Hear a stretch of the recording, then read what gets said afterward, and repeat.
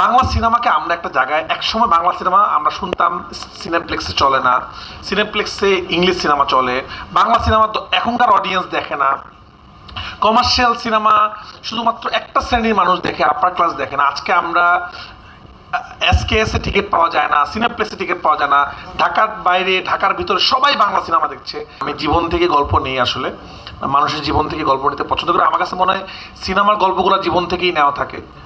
খুব কম সিনেমা, এখন কিছু কিছু সিনেমা হচ্ছে যেগুলো গল্প অন্য গ্রহে যাচ্ছে, গ্রহেই থাকে, কারো না কারোর জীবন থেকে আছে। বাট তাণ্ডব সিনেমাটা আমার কাছে মনে হয় এই সময়ের সিনেমা। আসলে এই সময় যেটা রিপ্রেজেন্ট করে, আমি যখন আমার কো রাইটার আদনান আকিব খান, যিনি আমার সাথে তুফান করেছেন, যিনি আমার সাথে তাণ্ডব করছেন, আমরা যখন প্রথম আইডিয়াটা শেয়ার করছিলাম আমরা নিজেরা এক্সাইটেড হয়ে যাচ্ছিলাম যে আচ্ছা এরকম গল্প, এটা আসলে সময়ের গল্প। এবং আপনার দেখলে মনে হবে যে আপনার এই টাইম কি দেখছেন। এবং বাংলাদেশে অনেক কথা, অনেক অন্তরে মানুষের মনের কথা, অনেক কিছু আমরা বলার চেষ্টা করেছি সিনেমার মাধ্যমে। আর নিজের সিনেমা নিয়ে খুব বেশি বলতে চাই না। এই সিনেমাটা এমন একটা গল্প, যতটুকু ফ্ল্যাশ করবো শিবলি ভাই, গল্প ফ্ল্যাশ হয়ে যাবে। আপনার সিনেমা দেখার পর শিবলি ভাই আপনি নিজেই আমাকে ফোন করবেন, আমি বিশ্বাস করি, বলবেন রাফি ভাই আসলে এটা দেশীয় সিনেমা, এবং কেন লিচুর বাগান গান আমরা এখানে প্লেস করছি, বা কেন এরকম হয়েছে, কেন মাস্ক পরেছে। আরেকটা কথা আপনাদেরকে বলবো, আপনাদের মাধ্যমে অডিয়েন্সকে বলবো, বাংলা সিনেমাকে আমরা একটা জায়গায় একসময় বাংলা সিনেমা আমরা শুনতাম সিনেপ্লেক্সে চলে না, সিনেপ্লেক্সে ইংলিশ সিনেমা চলে, বাংলা সিনেমা এখনকার অডিয়েন্স দেখে না, কমার্শিয়াল সিনেমা শুধুমাত্র একটা শ্রেণীর মানুষ দেখে, আপার ক্লাস দেখে না। আজকে আমরা এসকেএসে টিকিট পাওয়া যায় না, সিনেপ্লেক্সে টিকিট পাওয়া যায় না, ঢাকার বাইরে ঢাকার ভিতরে সবাই বাংলা সিনেমা দেখছে। লাস্ট টাইম আমি আমেরিকা গিয়েছিলাম, বাংলা সিনেমা কোনো টিকিট পাওয়া যায় না। এই যে বাংলা সিনেমা জয় জয়কার শুরু হয়েছে, আমরা চেষ্টা করছি ভালো কিছু করার জন্য। তো দয়া করে আমরা যখন সিনেমা বানাবো আপনারা এটাকে সাপোর্ট করেন।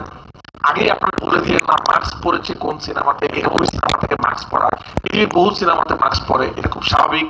পৃথিবীর সকল সাংবাদিক প্রেস কনফারেন্স যেরকম একরকম হয়, পৃথিবীর যত প্রেস কনফারেন্স হয় সব একই রকম হয়। এরকম পৃথিবীর নানান ধরনের সিনেমায় নানান ধরনের জিনিস ঘটে। তো বাংলা সিনেমাতে যারা ট্রাই করতেছে তাদেরকে সাপোর্ট করেন। হ্যাঁ, সিনেমা যদি কেউ ডিরেক্টলি অন্য কোনো সিনেমা থেকে না, সেটা নিয়ে কথা বলেন, কিন্তু একটা টিজার আসার পরে, টেইলার আসার পরে, শুধু আমার সিনেমা নিয়ে না, যে কোনো কারো সিনেমা নিয়ে অনেকে অহেতুক এই জিনিসটা করেন, এটা সিনেমার জন্য ক্ষতি। যারা চেষ্টা করছেন বাংলা সিনেমাকে এগিয়ে নেওয়ার জন্য তাদেরকে সাপোর্ট করেন। এখন কিন্তু বাংলা সিনেমা নিয়ে আমরা গর্ব করতে পারি। আমি যখন দেশের বাইরে যাই, পাইলট পর্যন্ত বলে যে আমি আপনার সিনেমাটা দেখেছি। আমি যখন রিক্সায় উঠি সে বলে আমি আপনার সিনেমাটা দেখেছি, আপনাদের তুফান দেখেছি, তুফান 2 কখন আসবে। এটা আমাদের জন্য গর্বের যে বাংলা সিনেমা নিয়ে আমরা প্রাউড ফিল করতে পারি। একটা সিনেমা একই সাথে ঢাকার বাইরের একটা গ্রামে হাউসফুল থাকে, একই সাথে স্টার সিনেপ্লেক্সে হাউসফুল থাকে, এটা আমাদের জন্য গর্বের। এটাকে আমরা সবাই মিলে কাজ করি, আমরা ইনশাল্লাহ ভালো জায়গায় যেতে পারবো। অলরেডি এবার আমরা কান ফিল্ম ফেস্টিভ্যালে চলে গিয়েছি, কমার্শিয়াল সিনেমাতে চলে গিয়েছি। বাংলাদেশ যেভাবে এগিয়ে যাচ্ছে আমার মনে হয় খুব তাড়াতাড়ি বাংলা সিনেমা অন্য জায়গায় চলে যাবে। সবাইকে অনেক অনেক ধন্যবাদ। এবং আরেকটা কথা বলতে চাই, অনেকদিন পর একটা সুন্দর প্রেস কনফারেন্স দেখলাম এবং কথা বললাম, তো এটার জন্য আমাদের অনেক কষ্ট করতে হয়েছে। তো আমি চরকিকে এবং আলফাইকে ধন্যবাদ দিতে চাই, তারাই অ্যারেঞ্জটা করেছে। আমি দেশে বাইরে ছিলাম, আমি মাত্র নামছি। অনেকদিন পর একটা প্রেস কনফারেন্সে আমরা আপনাদের সাথে মন খুলে কথা বলতে পেরেছি, কোনো চিল্লাচিল্লি নেই, হইচই নাই। তো আশা করবো প্রেস কনফারেন্স এরকমই হওয়া উচিত। আসলে ড্যান্স যে ব্যাপারটা আপনারা দেখেছেন একটা সিনেমাতে, সবাই এটা পছন্দ করেছেন। তো প্রথম দিন ভাইয়া শুটিংয়ে আসলো, আমি বললাম ভাইয়া আপনি একটা কাজ করেন, আপনি একটু নাচেন, নেচে নেচে মানুষকে মারেন। উনি আমাকে প্রশ্ন যদি করতো, আমার কাছে কিন্তু উত্তর ছিল না তখনও, আমি কেন নাচতে বলতেছি। আমার মনে হয়েছে যে এই ক্যারেক্টারটা একটু এরকম করুক। কিন্তু পরবর্তীতে ভাইয়া যখন বললো ঠিক আছে আমি এটা করতেছি, এই যে একটা ডিরেক্টরকে বিশ্বাস করা, এবং যখন উনি এটা ঘটাইলো, উনি তো সাকিব খান, উনি যখন নাচতেছে এটা ওইরকম অরাই মনে হচ্ছে, এটা আমরা নাচলে এটা হবে না, হাস্যকর লাগবে। উনি একটা এমনভাবে জিনিসটা করলো, এই জিনিসটা ম্যাজিক হয়ে গেল। এবং যারা এডিট করতে সিনেমা তারা বললো এটা কেমনি সম্ভব, এই সিনেমার একটা ম্যাজিকটাই হলো যে ড্যান্স।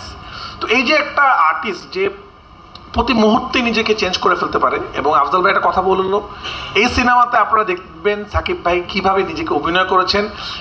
আমি জানি না, আমার যদি এটা বেস্ট সিনেমা হয়ে থাকে, আমারও মনে হয় সাকিব ভাইয়ের জীবনের, অভিনয়ের জীবনের বেস্ট সিনেমা হলো যে তাণ্ডব, আমার মনে হয়। Thank you.